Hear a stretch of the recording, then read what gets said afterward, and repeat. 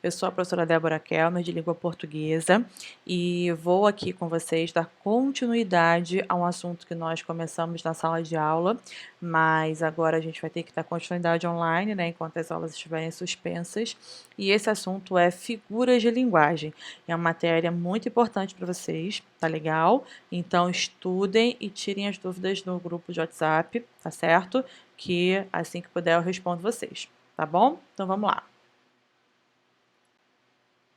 Peraí.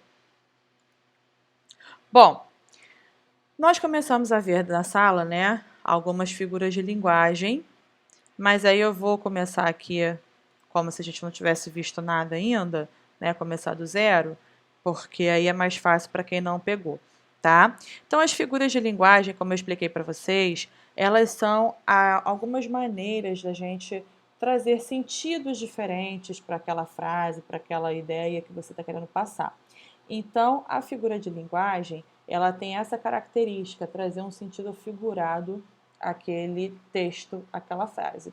A primeira, a antítese, né? Nós, se não me engano, nós já vimos essa em sala, mas vou relembrar. A antítese, olha, antagonista, tá? Antônimo. Me lembra sempre a ideia do quê? De oposto, oposição, tá? Então, a antítese é a figura de linguagem que representa a ideia de oposição, de ideia do sentido oposto na mesma frase. Então, aqui, por exemplo, ó, deixa eu botar só aqui a caneta. Ela se preocupa tanto com o passado, ó, passado, que esquece o presente. Gente, passado e presente não são ideias opostas, contrárias? Então, isso é uma antítese, tá? Aqui, ó, a guerra não leva a nada. Devemos buscar a paz. Paz e guerra são ideias contrárias, são ideias opostas, então é uma figura chamada de antítese, ok? Então, antítese, contrário, oposto, antônimo, lembre-se disso. Agora, a prosopopeia ou a personificação é quando você traz a um ser inanimado, um ser que não tem vida, né, um objeto, alguma coisa, características de um ser animado, ou seja, de um ser que tem vida. Então, por exemplo, a formiga disse para a cigarra. Vamos lá. O verbo dizer presume que você use palavras para poder utilizar, né? Então, se você vai dizer algo, você sabe falar, sabe usar palavras. Formiga e cigarra sabem usar palavras, sabem dizer algo? Não. Então, é uma característica de um ser humano, né? Um ser vivo, um ser racional, passadas atribuídas a um ser irracional, né? Um ser que não tem essa mesma característica, certo? Isso é uma prosopopeia ou personificação. Então, quando alguém fala assim, cuidado, as paredes têm ouvidos. Parede não ouve, logo ela não tem ouvido, né? Então ela não ouve, não tem ouvidos. Quem tem ouvido é um ser humano, mas eu atribuí essa característica à parede, não porque a parede vai ouvir, mas porque através dela alguém pode ouvir, mas eu trouxe essa ideia para a parede, tá? Ironia. A ironia, galera, vocês conhecem muito bem, principalmente vocês, né, adolescentes. A ironia, ela consiste em declarar o contrário do que se pensa, com o propósito de fazer uma zoação, uma zombaria, né? Ou seja, você usa muitas vezes uma questão de humor. Então, ó, fale mais alto, lá da esquina ainda não dá para ouvir, né? Isso aí acontece muito aí na sala da 92, né? Quando vocês estão falando, vocês falam alto demais, e aí a pessoa, para debochar de vocês, fala assim, não, fala mais alto, porque lá da esquina eu não estou conseguindo ouvir você. Então, isso é uma ironia. Na verdade, não é para você falar mais alto, né? É para você falar mais baixo, mas eu estou usando a ideia de contrário aqui para poder debochar, zombar, né, de uma situação. Eufemismo.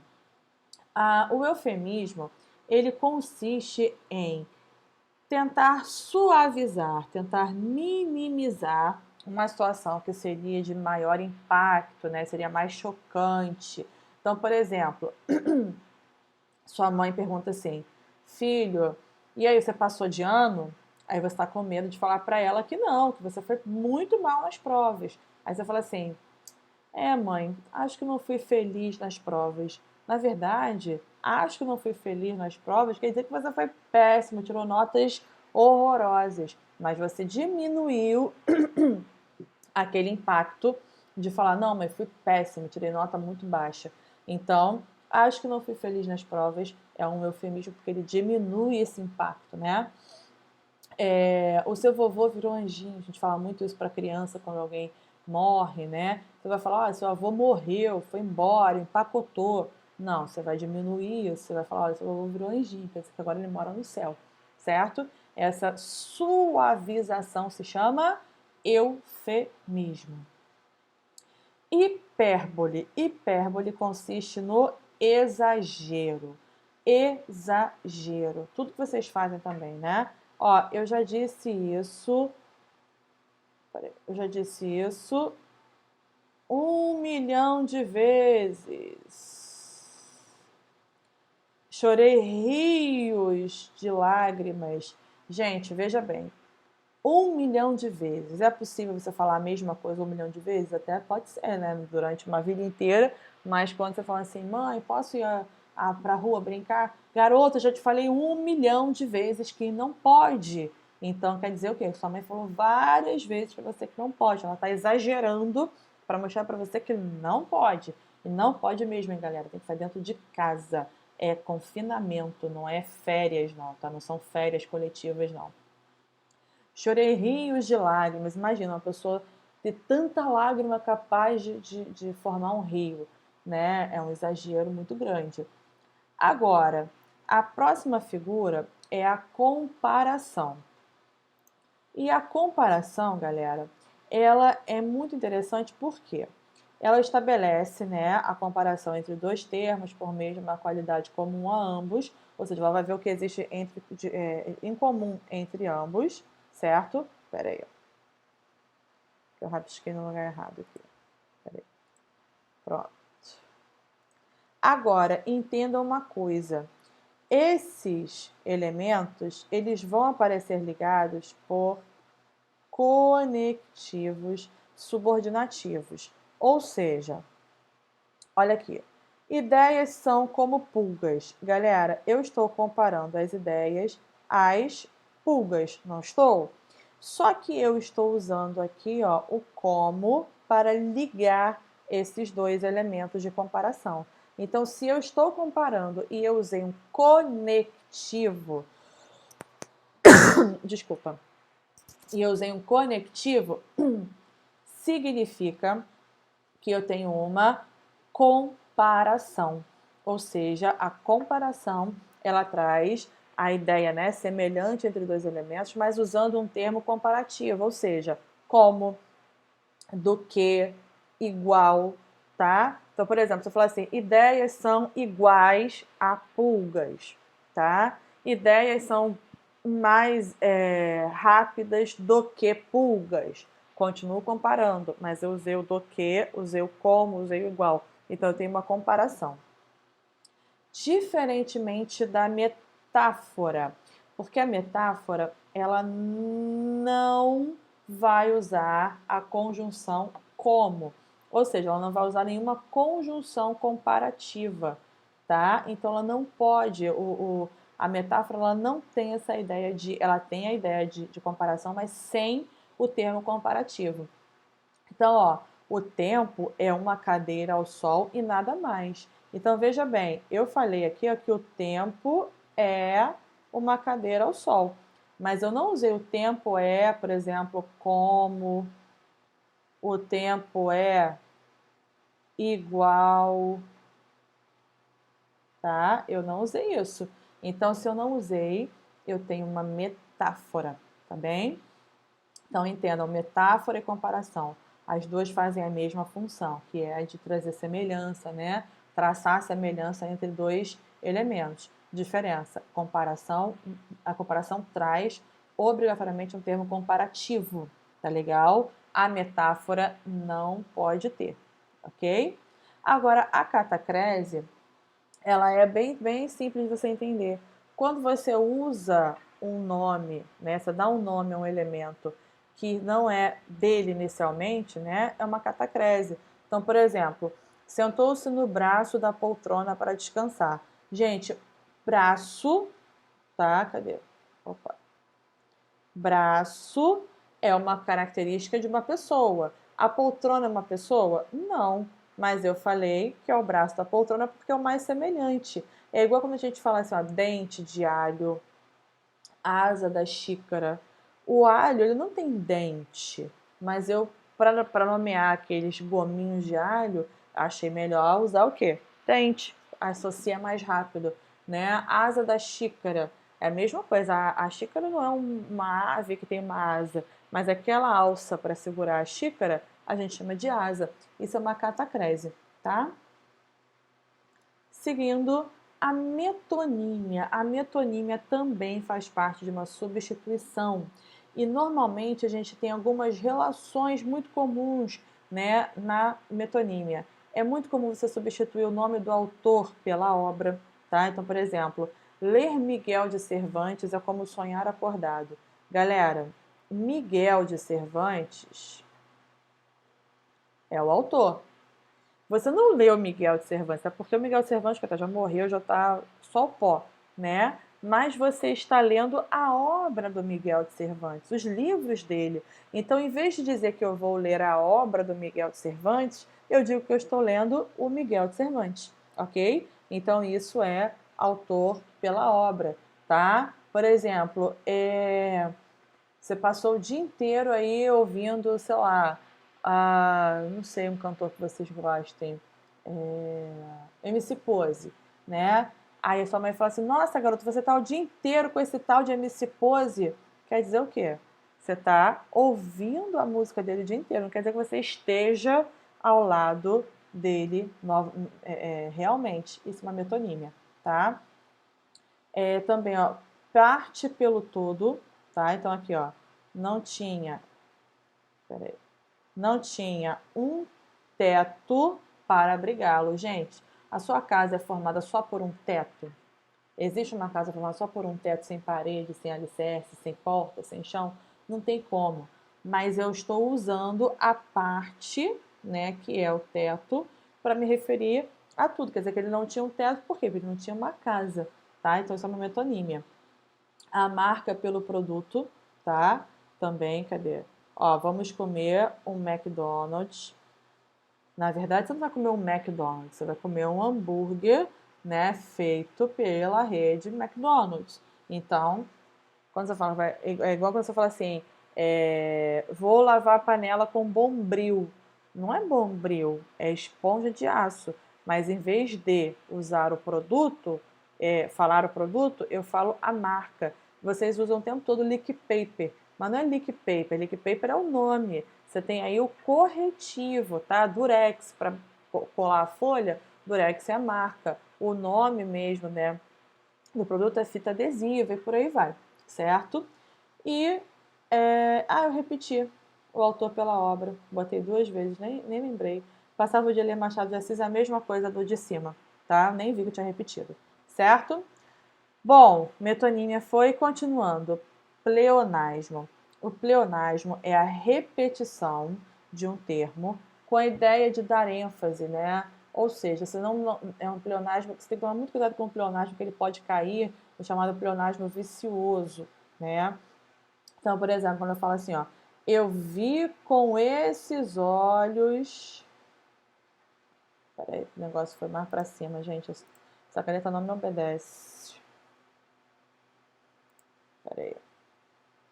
Ó, eu vi com esses olhos que um dia a terra há de comer.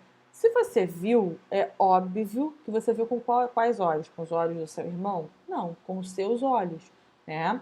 Então eu vi com estes olhos aqui que um dia a terra há de comer, tá? Então eu vi com os olhos que estão no meu rosto. Eu precisava falar isso? Não, mas eu repeti com a ideia de enfatizar que eu mesmo vi, então ninguém me contou, eu vi, tá? Agora, cuidado com o pleonasmo vicioso, por quê?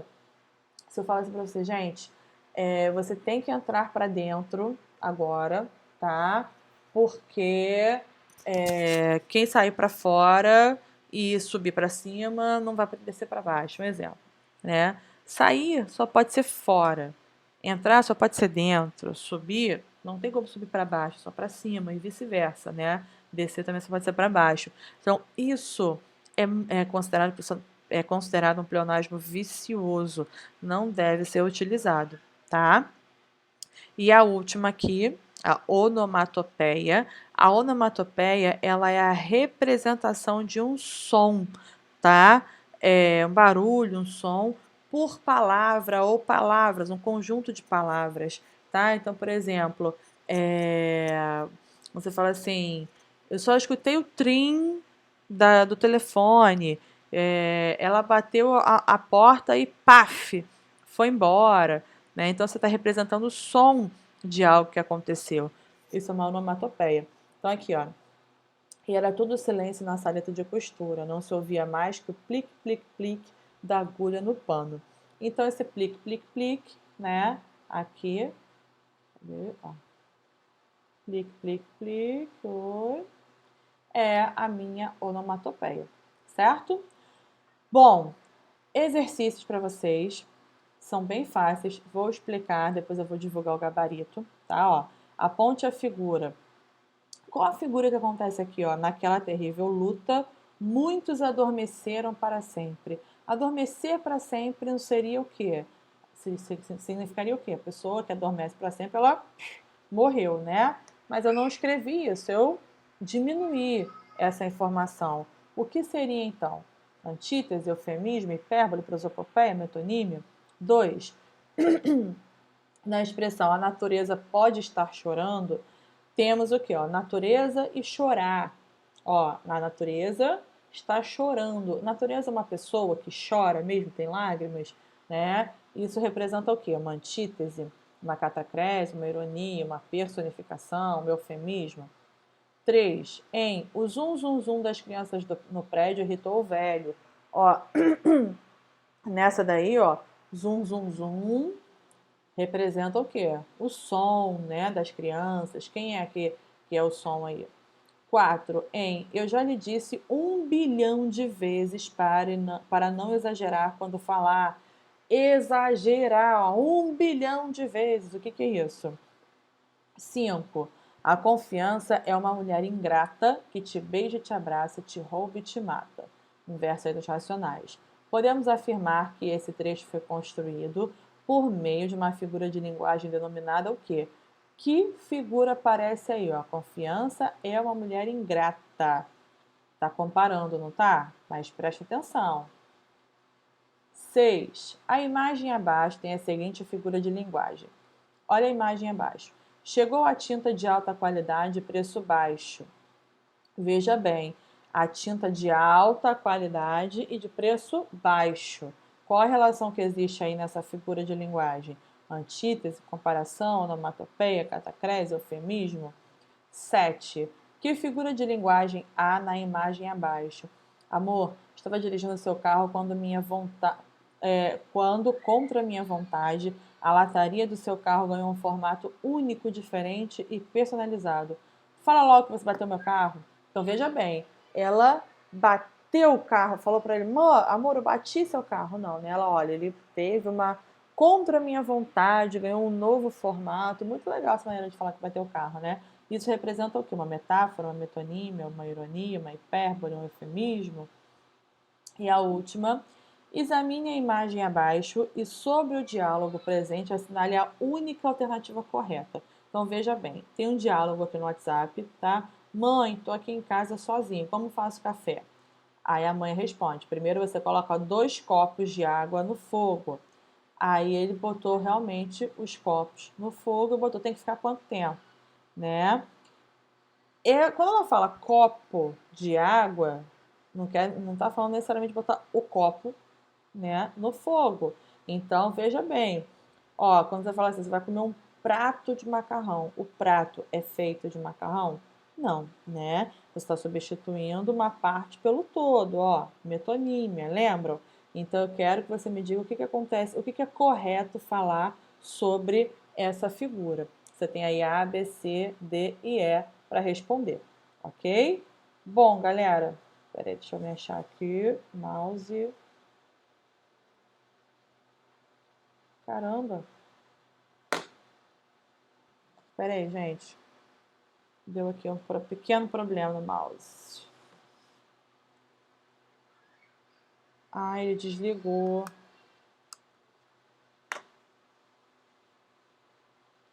Conectado. Oxi. Agora foi. Difícil, né? Bom, galera, então olha só. A gente viu aí, tá? As figuras de linguagem, as principais. Isso é um conteúdo fundamental para vocês no nono ano, ok? Tem os exercícios, façam os exercícios. Se tiverem dúvidas, perguntem, certo? Perguntem lá no grupo do WhatsApp. Não esqueçam que tem que botar a resposta no caderno, tá? Outra coisa que também é legal para vocês, copiarem essas figuras no caderno, porque é mais fácil para vocês estudarem, tá? Então copiem essa matéria no caderno. Os exercícios você pode copiar também, tá legal? No caso desses que tem figuras, né? Vai ser difícil você copiar a figura, mas pode copiar, por exemplo, o diálogo que está acontecendo ali. Mas é bom ter isso no caderno, porque é mais fácil de você estudar, principalmente no momento que você não tiver um computador do lado, ou um celular. Tudo bem? Então, meus amores, olha, foi muito bom estar aqui com vocês. Espero que vocês tenham entendido. Caso não tenham entendido, é só perguntar que eu tô aqui, tá bom? Beijo, lavem as mãos, fiquem em casa, estudem e aguardem novas instruções. Tchau, tchau.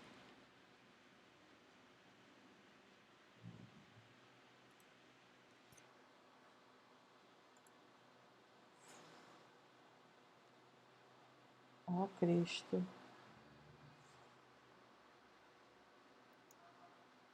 Oxi. Ih, não tinha parado.